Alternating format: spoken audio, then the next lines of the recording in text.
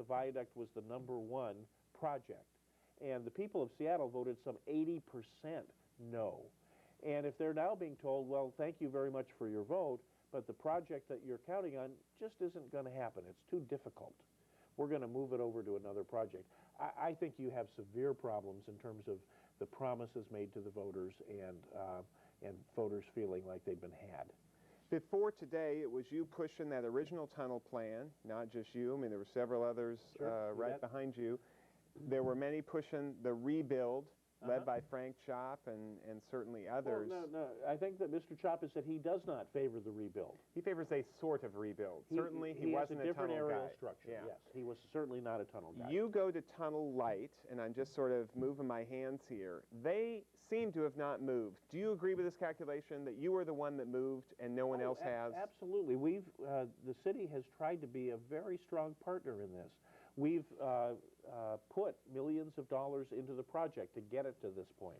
The governor said that she was concerned about the finance plan, so we figured out a way to bring the cost down by $1 billion, or actually a little more than $1 billion. We've laid out, hundreds of millions of dollars over and above what the state's putting in, from our lobbying in Washington, D.C. to make this the project that got the most of any project in the country in this last congressional session, to putting up the city's own dollars for utility relocation, to agreeing to organize a local improvement district so that we tap into some of the increased property values of those whose views would be improved by removing the viaduct. We've worked very hard to go not only halfway but the extra mile on this. And again, I very much hope that cooler heads prevail, that we recognize we've made a lot of progress, and we need to continue to make that progress rather than give up. The other big headline, of course, is the storm. This storm that comes and goes and comes and goes. It's going, I guess, today. Maybe it'll come back tonight. I don't know where it's at. But here's an emailer on this subject. Michael from Green Lake. I'm wondering why the city is so insistent about not using salt on the roads when we have snow and ice. Even though there may be a small environmental cost, isn't the cost much, much greater when we have vehicles swerving around, knocking into each other, and putting a whole bunch of residents in danger? Well, the city stopped using salt many years ago and primarily uses sand, and there is a de-icer that is used. I don't know the chemical properties of it, but we are concerned about the environmental impact of the salt. I mean, what is the environmental impact? Well, it's not good, okay? I mean, is it the salmon? Is it the water? It's something. It is what it does to water quality. I mean, ultimately, all of that goes into the sewer system, storm sewer and sanitary sewer, and it has an impact. So we're concerned about that. We want to be good stewards, and we don't get these things very often. Now, in the future with climate disruption, it may be that we have to rethink this. We need to maybe buy a whole bunch more snowplows, because, and the windstorm that we had in December, I remember 2 windstorms of that magnitude in my life. The Columbus Day storm in '62, and I remember that vividly because the 4 Little Nichols kids were watching the Flintstones. It was a Friday night, and we didn't get to watch the end of the show because the power went out. The second one was the inaugural storm. Those are the 3 storms that I remember as a longtime resident of this city. So clearly something is happening there, and maybe we need to reevaluate. But at least until now, the frequency of these we've been able to manage with the sand, and with the other techniques that we have. Our folks work real hard to make sure that that's true. As soon as snow appears in the forecast, we send those sand trucks out. I think they did a great job. The other piece of it, of course, is we're on hills, and the driving on hills, particularly when you're looking at these huge articulated buses. I've heard just today someone who was concerned about those huge vehicles. People are very, very good at taking it easy, not pushing the envelope when it's icy out there, and I really appreciate that. Speaking of the December storm and the power outage, half of City Light people were without power for at least some time period. There's a lot of review going on about how City Light responded, whether they did it appropriately or not. A couple things have come up. One is some City Light line workers, these folks who put the power back on, were sent home the day of the storm. Some say that practice in the past has been to put them up in hotels, so at least you have them right here on call in the city. And secondly, that they weren't necessarily called in once the storm did pass. I mean, there was a lot of confusion, it seems, about what policies are supposed to be followed with these line workers and whether we followed them or not. And I was monitoring this very closely. I was listening in on the emergency communications and monitoring in a number of other ways as well. So the folks on the ground did a great job.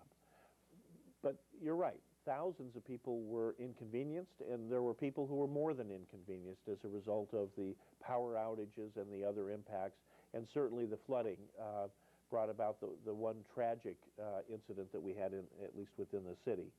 And so we're doing a very broad review of what went right, what went wrong, and what we can do better in the future. I think it's important that we learn so that we never repeat a mistake. We're always going to make mistakes. You're talking about hundreds of people dealing with unknown circumstances and Mother Nature.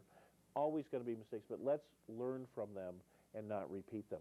I spent some time early this morning up at Hilltop House, senior housing up by Harborview Hospital, and we were talking about the fact that particularly if climate disruption brings us more of these extreme events, how much more important it's going to be that we be prepared so that if we do have another power outage as a result of a windstorm or an earthquake or whatever might come, we're prepared to not only take care of ourselves for 3 days, but to take care of our neighbors and our family as well, because it will take that long before our systems are able to respond and get things back to normal. Who's doing the audit, if you will, of what happened, and when will we see that report? Each of the departments that was involved is doing an after-action report for me. In the case of City Light, which is I think, really focal point because of the power outages, we're bringing in a panel of utility people from elsewhere to take a look at what the response was and give us their advice on how we could respond better. In a month, 2 months, when will we know? By the end of this month, we should have most of that review done and be able to report it to the public. Next caller tonight, Bob in West Seattle. Welcome, Bob. Hi, Mr. Mayor. Hello. I've often had the thought that along our waterfront, with our aging piers and those businesses that would be impacted by no matter what restoration of their viaduct was done, that perhaps putting a seawall at the edge of those, out at the front of those piers, and infilling with those soils and things from the cut and cover tunnel would be a big cost savings for all the trucking and impact of those trucks and construction costs and that kind of thing. And I was just wondering if that was something that was ever considered. And I always felt like it was best to do the right thing with those businesses because of the way they'd be impacted, to buy them out and relocate them and that kind of thing. I agree with you that we need to work very hard to either minimize the impact on those businesses or, as you suggest, consider buying them out, or in some other way making sure, as we have worked very hard in the Rainier Valley with the light rail construction, that those businesses are able to survive. There were looks at moving the seawall out and then having the tunnel, alongside the seawall. And there were various reasons why that didn't work, some of which I am not that familiar with. But there were engineering reasons, and certainly there were environmental reasons why that approach ultimately was not seen as viable. To the streets of downtown, we took our cameras out a few days ago to ask people what they would ask you, and here's what we heard. Roll that tape. Hey, Mr. Mayor, I'm just wondering, why is there no live-work zoning so that artists can flourish in Seattle? What are you doing to ensure a quality relationship between police and their customers? What are you going to do about cleaning up 2nd Avenue with all the crackheads and the homeless people? It's kind of scary to walk down there at night sometimes. Not the first time you've heard that one. No. So shall we start with that one? Absolutely. 2nd Avenue? We're doing a lot of things to try and make the center city more livable. We're always going to have people who are down and out. I think that's just part of being a human being. But in the downtown area in particular, but citywide as well, we're trying to create housing for people. And on 2nd Avenue and Stewart, in fact, is a building. It used to be the St. Regis Hotel. We invested in an organization called Plymouth Housing. They completely renovated that, and they've created some 75 units of housing for very, very low-income people, in fact, people who were homeless. So one of the ways we do that is we provide housing for people so they aren't homeless. We try and provide them some hope, and we try and provide them treatment so that if they're addicted, they have an opportunity to kick that addiction.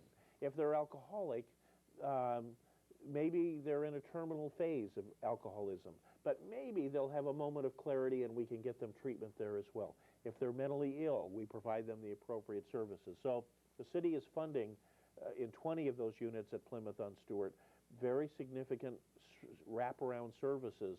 And I had a chance, and you've had a chance to talk with some of the people who live there. They've been stable now for 6 months. So they're not out there having to sell crack or just hang out. They have a place to call their own. They have hope. And maybe they've got a life ahead of them that has a whole lot more promise than in the past. That's going to be a big part of solving that problem. It isn't just a law enforcement problem. We've put the police out there time after time after time. They arrest them, put them in jail, and then they're back out on the street. Well, it turns out it's less expensive for us to provide housing. If one of these folks gets hurt, goes to the emergency room, that's $2,000 a day at the emergency room. It's $21 a day or $26 a day to house them. So that's going to be a big part of it. And then, of course, having a better mix, a healthier mix of people pushes out the people who would be breaking the law. They simply aren't comfortable with all of those eyes watching them, and they go somewhere else. Why is it? Just one follow-up before we go to the other question there.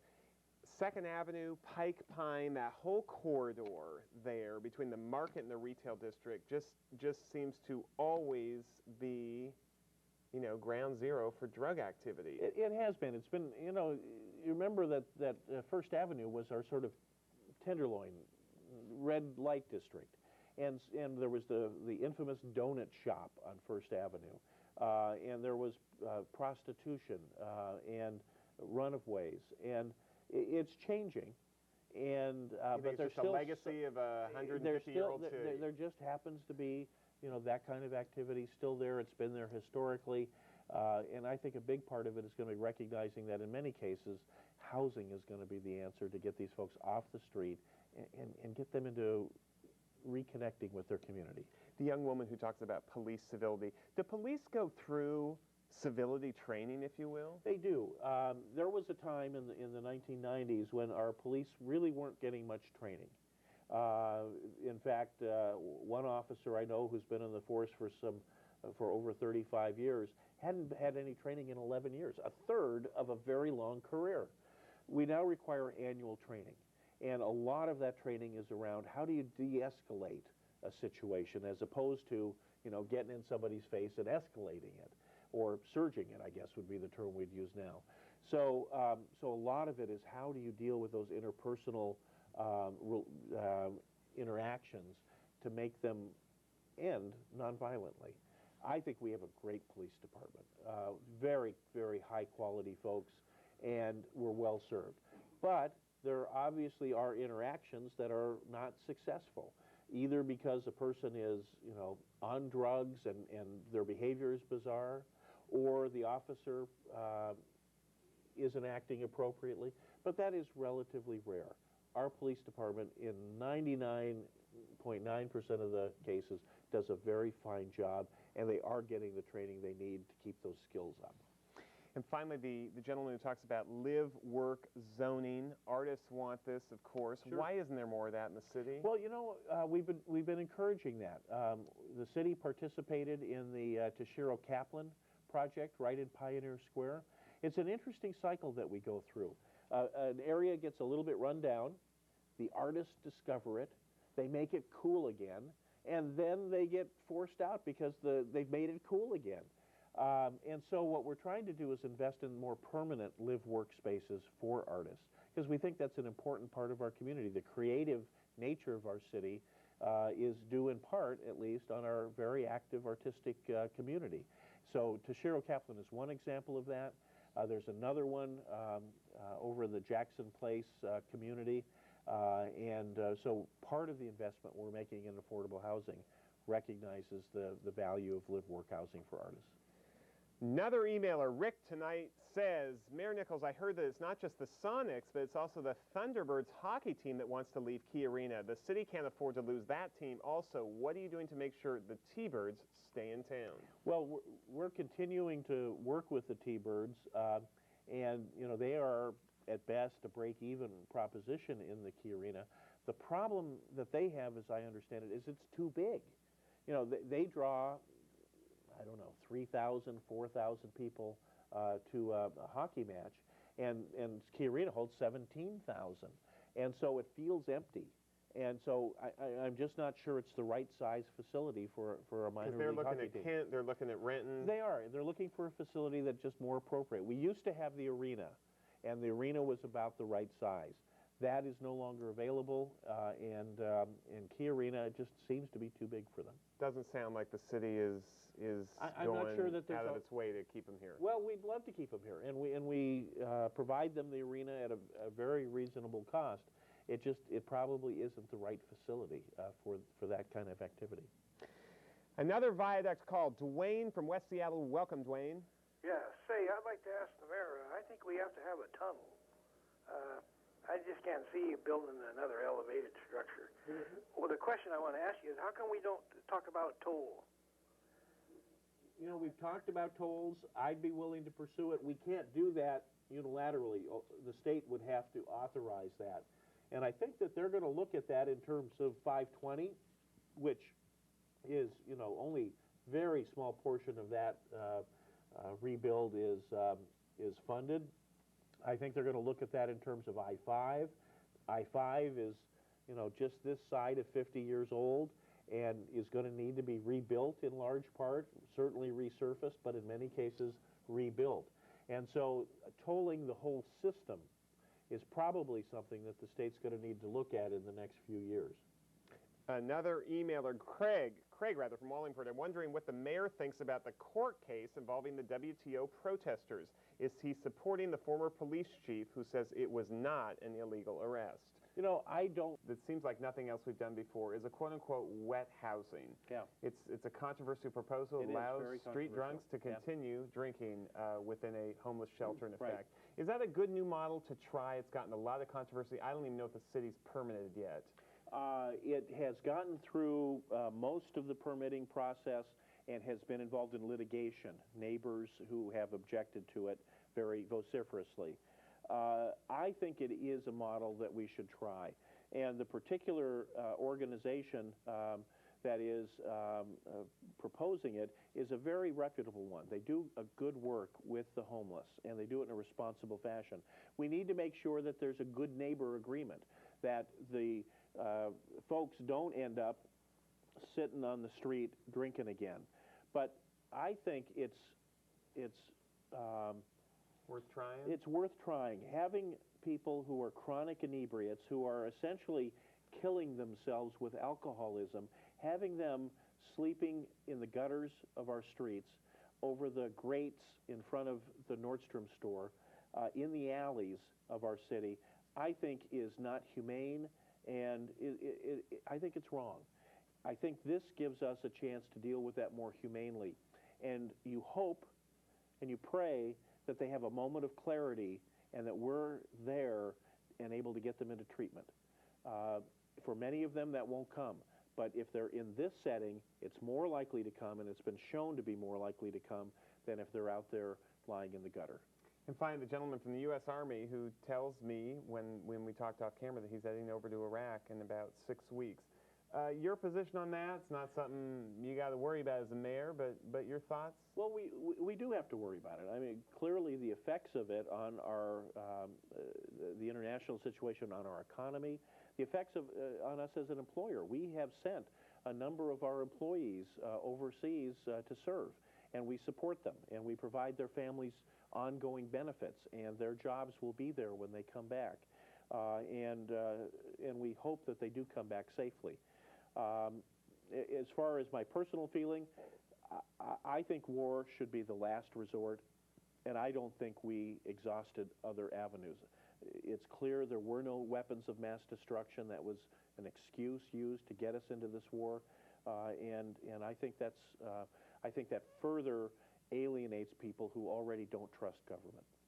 Moving back home, White Center and Skyway have Yes. been in the news. They're parts of unincorporated King County Right. to the southwest of Seattle and the southeast of Seattle. You have floated a proposal to say, hey, we should annex them, bring them within the city fold. Yeah. How come? It's a net drain on city resources, as I understand it. It costs more to police the area and to protect it with fires than you get back in property tax revenue. If it's a net drain in city hard times, why would we do it? Well, first of all, I haven't proposed that. What I have said is we ought to look at it, and we ought to look at it with those neighborhoods. They're great neighborhoods. I represented White Center for 14 years on the King County Council. It is a great neighborhood, and this is a city of great neighborhoods. I think they would find a very welcome and familiar home here. So I think we should have an open door and have that conversation. And I haven't proposed putting it on the ballot this year or any specific year. There's certainly but an idea you're supportive of. I am supportive of it, of having that open door, and if they choose to become part of the city, of welcoming them with open arms. I think it's good for a number of reasons. One, it's clear that King County is not going to be able to provide them the services that, as an urban area, they're going to need in the future. And the city of Seattle has excellent services that we can provide. Everything from public safety to parks to human services. We do a good job. Secondly, I don't think this recession is going to last forever. I think we are going to have a recovery. Maybe it'll take a different president, I don't know, but we're going to have a recovery, and at that point I think it makes some sense for us in that neighborhood perhaps to look seriously at going to the ballot and asking the people the question. Dear Mayor Nichols, writes Amy, I live in the Delridge neighborhood of West Seattle. For at least 3 years, the so-called South Park smell has persisted in the Delridge area. It is most noticeable early in the morning when the air is still and in the spring and summer. As you know, the Puget Sound Clean Air Agency is monitoring the air quality and suspects that the Lafarge plant may be the source of the smell. Are you willing to shut down this Lafarge plant, if it means preserving the health of Seattle humans? Well, the health of people is paramount. If there is shown to be anything that is a health risk, we certainly would, and you can pinpoint where it is occurring, we would take very strong action and work with the health department and the Clean Air Agency to make sure that was fixed immediately. That hasn't been shown yet. And it's still only a suspicion. One, they haven't shown a health impact. It is an unpleasant smell, as I understand it, but it hasn't been shown to be a health risk. Is it clear it's coming from this? And it isn't clear where it's coming from. And I know that's frustrating to people who were there, but the people, the experts in the field, the air quality folks are doing their very best to try and track it down and to identify any risk to health. If you've just joined us, this is our live monthly call-in with the mayor. We go back to the phone lines. Jack is calling. You're on live with the mayor. Hey, good evening, Mr. Mayor. Hello there.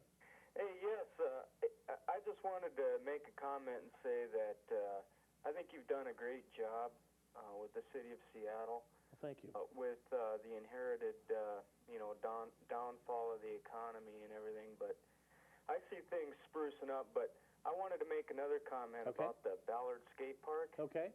I've been by there by the QFC there, and it seems like a pretty positive place for people. It does. It seems pretty clean, and it looks like, some of the kids are having fun, so I support it. Okay, I appreciate that. Thanks for your call, Jack. I want to move on to this idea of Canadian drugs. Sure, There's a lot of discussion about this. Tom Rasmussen, the city council member, has had a forum.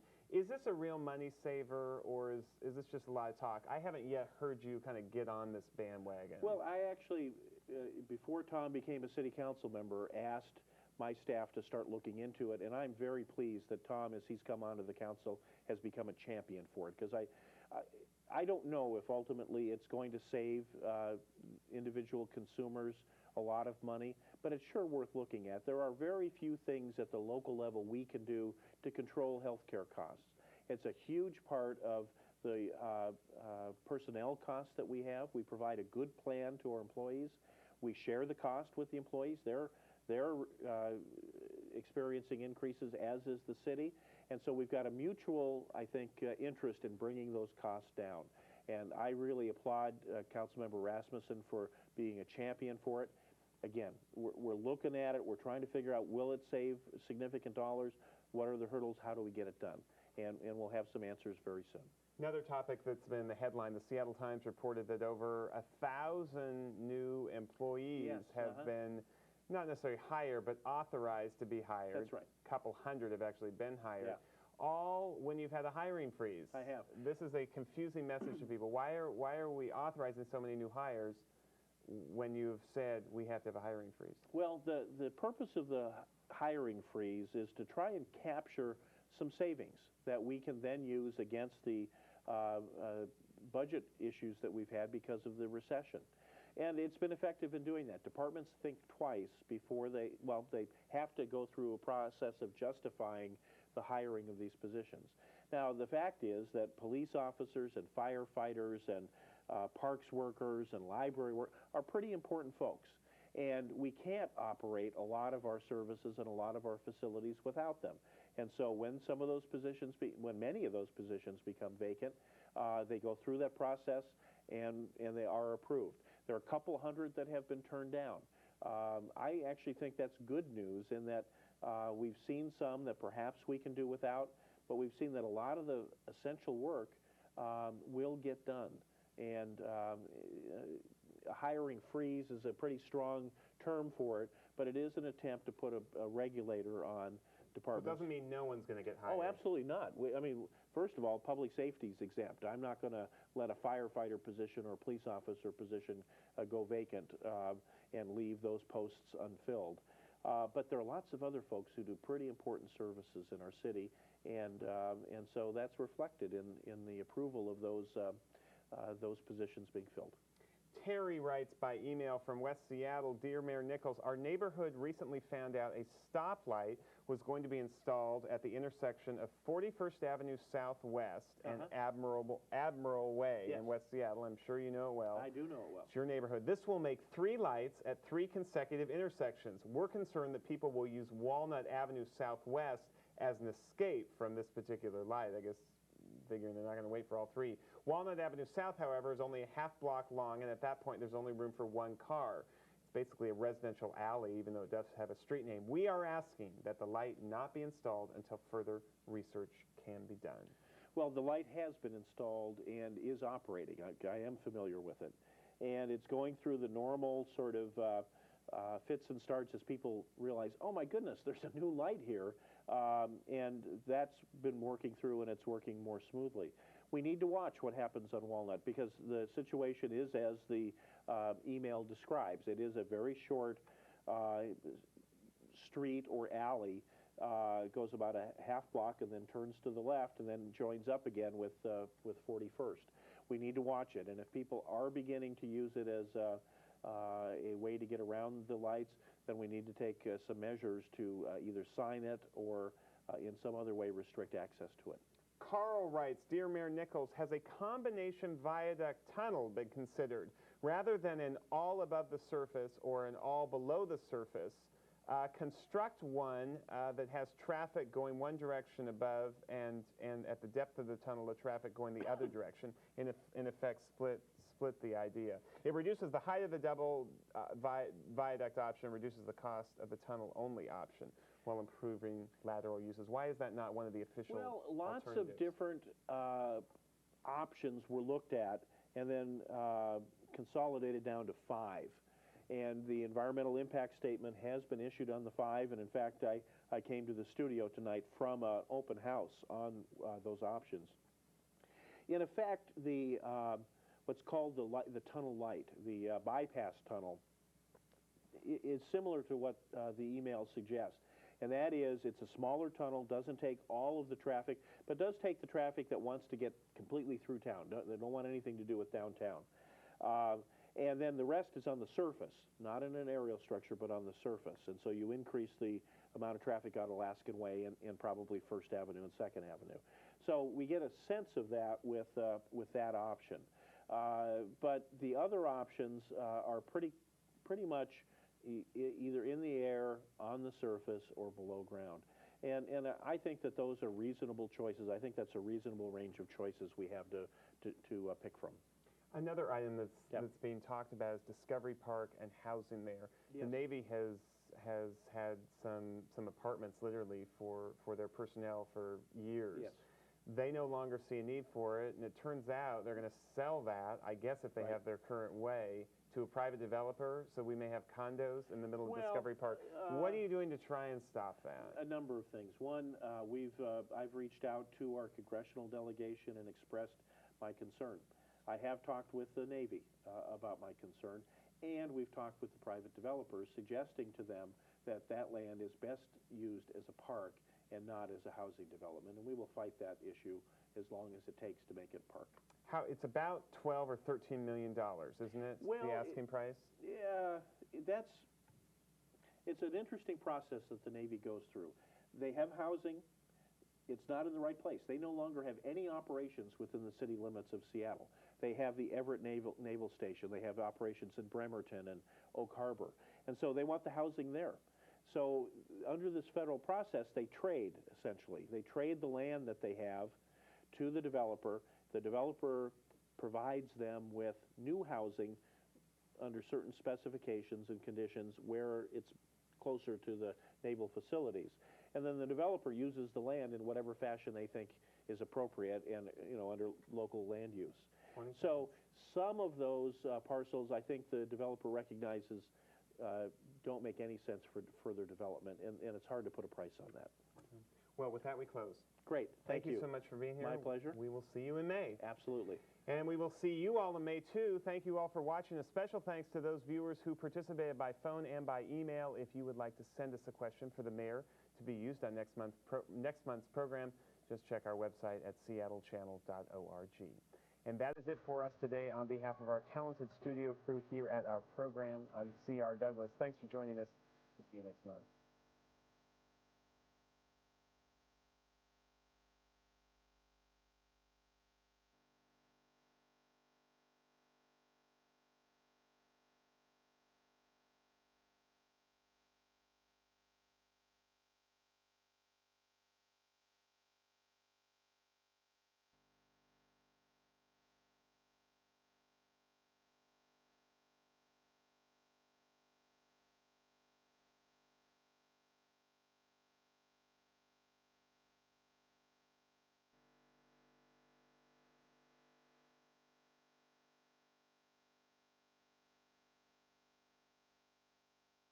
This program presented in part as a community service by the Seattle Post-Intelligencer.